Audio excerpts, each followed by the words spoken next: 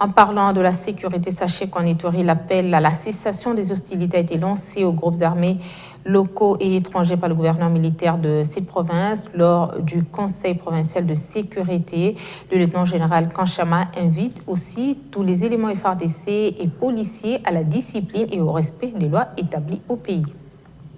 Dans sa communication au service de sécurité et de défense, le gouverneur de la province de l'Ituri a tenu à rappeler au comité provincial de sécurité d'assumer leurs responsabilités régaliennes sans faille pour la réussite de la mission lui dévolue dans le cadre de l'état de siège décrété par le commandant suprême des forces armées, Félix Antoine Tshisekedi Tshilombo, celle de rétablir la sécurité et de garantir le bien-être de la population iturienne. Par la même occasion, le lieutenant-général Luboya Nkashama Johnny a appelé les groupes armés à se préparer à déposer les armes et adhérer au programme d'ODRC. Le lieutenant Jules Ngongo, porte-parole de FARDC à l'Ituri, revient sur les grandes lignes de cette réunion. Un accent particulier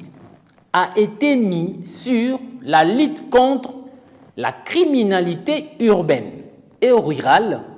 dans les 5 territoires, les communes et au chef-lieu de la province. Sous la coordination du lieutenant-général Luboya Nkashama Johnny appelle les groupes armés